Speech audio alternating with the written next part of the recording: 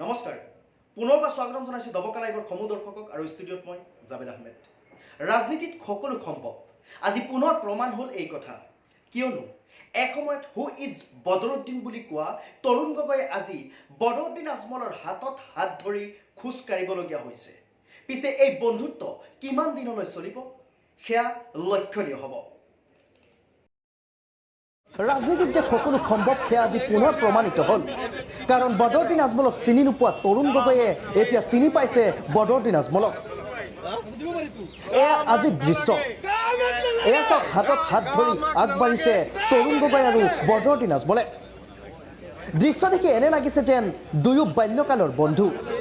কল্পনাৰো অতীত এই দৃশ্যই এতিয়া খলকনি তুলিছে ৰাজ্যত। ৰাজ্যৰ ৰাজনীতিত তোলপাৰ কৰি ৰাখিছে এই দৃশ্যই। কোনোবাই ভাল পাইছে এই দৃশ্যক, আন কোনোবাই আকৌ তীব্ৰ সমালোচনা কৰিছে। পিছে এই বন্ধুত্ব কিমান দিনলৈ চলিব? ৰাজ্যসভাৰ পিছতো মিত্ৰতাত থাকিবনে, নে 2021 চনৰ নিৰ্বাচনত আকৌ আজমলক চিনি নোপোৱা হ'ব তৰুণ গগৈয়ে? ব্যুৰ' ৰিপৰ্ট, দবকা লাইভ।